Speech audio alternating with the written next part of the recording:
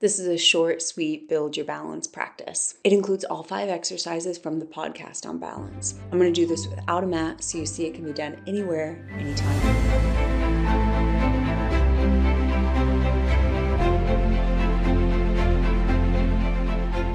Begin with your feet hip distance apart and start with your hands on your low belly. Then lift up onto the ball of your feet. You want to hover. Get a little magnetism between inner heels, inner thighs. Notice if you tend to roll onto the outer feet and then lower down slowly. Keep going a few more like that. You want to float up and not to your maximum height. You still want some heaviness in your heels. And this is where you'll get the most benefit for your ankles, your toe joints, and also the connective tissue on your feet. And then lower down slowly. Now we're going to do it with the rhythm of our breathing. I'm going to turn so you can see me in profile. You'll inhale, float up, and exhale, lower down. Do a few more. For an added challenge, put your hands behind your head. We often drop our head when we're trying to balance. It's why you notice you start looking down at your feet when you're feeling less sure-footed or getting wobbly.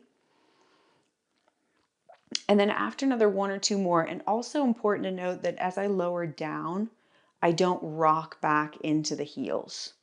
I'm landing for sure, but I'm not rocking. And that's going to add time under tension for the ankles, the shins, even the calves. And let's call it good.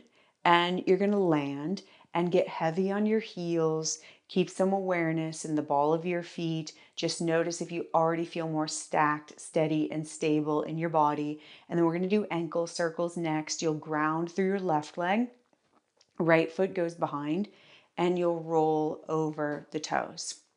And note that I'm rolling over the toes, and sometimes this is not available to your body. If that's you, you're going to go back and forth over the toes. But we do want to open up the toe joint as well as the ankle and then go the other way. You may want to do 8, 12 here. It can be really clunky or awkward in one direction or on one side. And that just means the body's begging for you to practice this. And then change sides. I'm going to spin around so you can keep an eye on me. And you'll notice that as I do the ankle circles, there's also turning in the hip. And it's almost like swirling out the connective tissue in the pelvis, through the leg, around the knee, as well as the ankle and the feet. And then go the other way. As you do many, you may notice the foot starts to creep up. If that happens, just place it farther back. You need a certain amount of space for this to feel fluid. And then your weight is on the standing leg, and that gives you more freedom on the leg that you're turning. And then after that, come back to standing, hands on the low belly, lift up onto the ball of your feet. Again, notice the changes. If you already have more dexterity, more clarity, lower slowly, just 2 more like that. Inhale, lift. Exhale, lower. 1 more. Next, we're going to do Bandha breathing. This taps you into your true core. Feet go a little wide, toes turn slightly out, hands beside your body, and you'll inhale, take the arms up and around, fingertips touch at the top. Exhale, bring your hands down through your core. You'll bend your knees slightly. You want to feel heavy in your heels. As you press the hands down and out, it's almost like a vacuum or a suction. Pelvic floor lifts up, belly back, ribs in and back. I'm going to turn so you can see me in profile. Inhale, arms go up and around. Note that I'm going to bend my knees, but nothing changes in my spine. I'm not tucking under or dropping my shoulders. Keep going. Inhale. Slow, steady exhale. Exhaling through pursed lips like you're breathing through a straw will always give you more core. Let's do 3 more.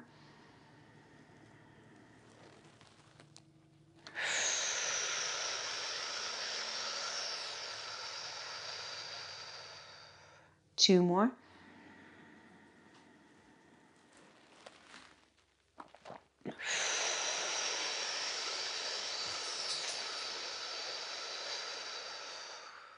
One more. And to make this extra real life, Goose has officially joined us. Now, next is the heel stomp, and you're going to inhale, take the arms up, exhale, that same powerful exhale, grounding through the legs, through the core of the body. And then you're going to shift your weight onto the right foot. You're going to press the right heel, and then you ground through the right leg, and you're going to slowly draw the left leg up. And it's kind of like a Tai Chi or Dissy dance movement. And then go to the other side, left heel down, shift your weight onto your left leg, and then draw the right leg up, that slow, subtle movement. Note that I'm not traveling. Right foot goes down more or less where it was when I started this. And then from the core, I'm lifting the left leg up. Keep going side to side. This is harder than it looks. And it teaches so many things: foot, ankle stability, grounding through the heels, outer hip strength, deep core strength. Keep going side to side. We're going to do one more on each side until you're even. And you can go in and out. You can hold. I get a lot of benefit from kind of hovering and almost using that pause moment to get more clear, more refined in my standing leg. Now, we're going to go right into the opening tree from there. So I'm going to put the right foot down, heel strike, shift my weight onto my right leg. The foot's forward at this point in time. And I'm going to bring the left leg up, hold the shin, foot is flexed, arm will go out to the side. And I'm going to put a light kick into the foot. The hip's going to stay open. The foot's going to stay open. There's a little more resistance here that I think it makes it more interesting than a traditional tree. And then left foot down, heel strike. Slowly from the core, right leg turns out. I'm going to lift the right leg up, hold the shin, arm extends. There's that little kick of the foot to give me some resistance. Let's do one more on each side. Right foot down, ground through the heel from the core, lift the left leg up into the open tree. And then left foot down, right leg turns out, and lift up into the open tree. And then both feet down, take a moment to get steady. Next is the balance game. It's going to progress and become more difficult as we go. If something becomes too much, go back to what we did before. Treat it as a game. I'm going to turn in profile so you can see me. Right leg is going to go back behind me, and I want to turn on the hamstrings, outer hips engaged, heavy in the left heel, everything we've been practicing. And then I'll use my core, and I'm going to draw the right knee into my chest and arms up for now. And then right leg's going to go back, and think of it as like 1/8 of a warrior three. And I'm going to hover here for a moment. And then right knee into the chest and arms up. That's going to be an inhale. And then exhale, I'm going to move a little bit more in the direction of warrior three if I can maintain my balance. And then go in and out a few more times. Inhale, knee up, arms up. Exhale, right leg back, and the arms go back. And you want to feel like you're moving from the fulcrum of the belly. You can eventually add a standing balancing twist, and then arms up, knee up, and then back to the warrior three again. You can eventually do a standing balancing twist and extend the leg. And then again, back to center, back to the warrior three, maybe even opening up into a twist, sliding the right hand down your shin so it becomes like a revolved half moon. And then knee into your chest, arms up, and then hands down, foot down. Second side, left leg back, knee up, arms up on the inhale. And then exhale, left leg goes back and the arms go back. And in and out a few times like that.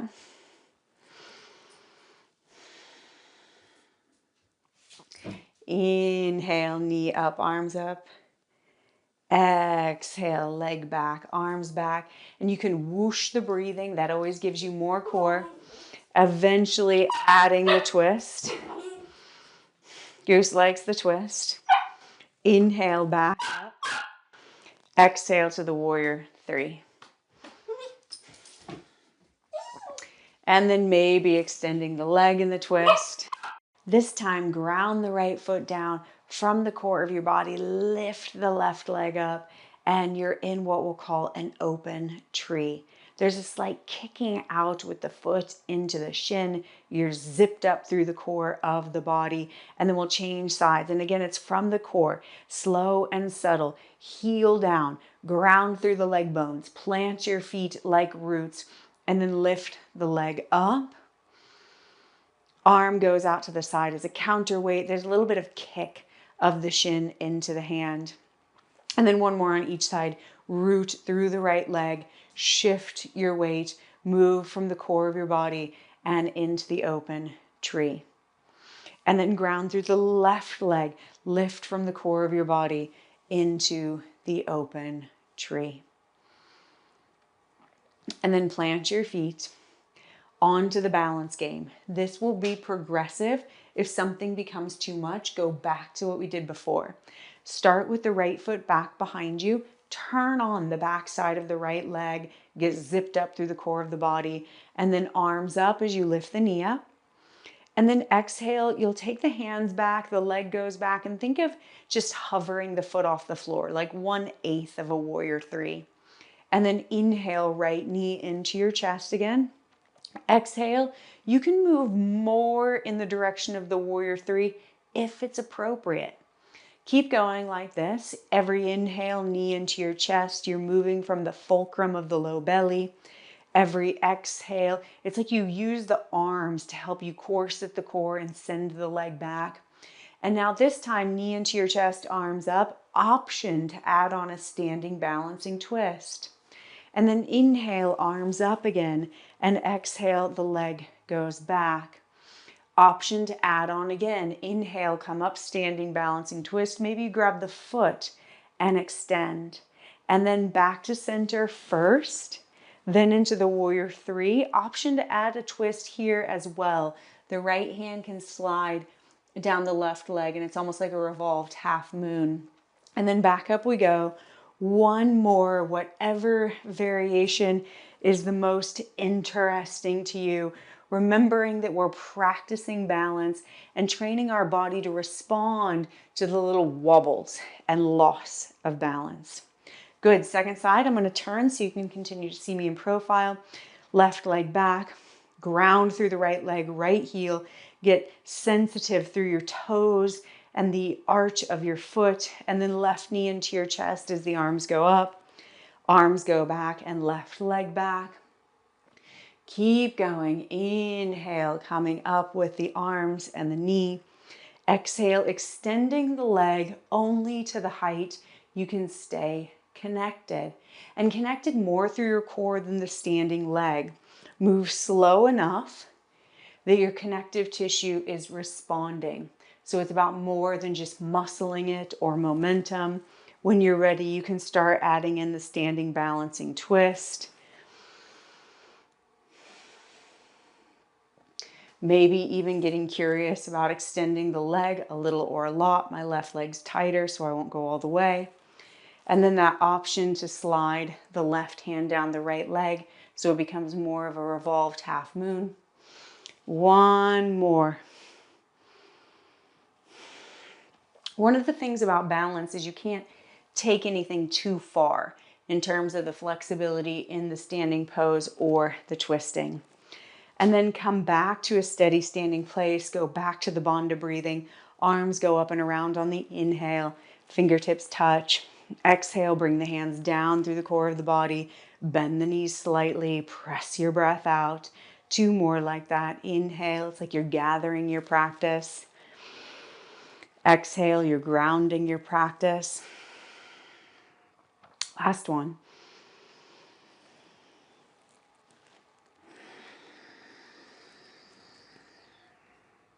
This time, inhale, arms go up and around.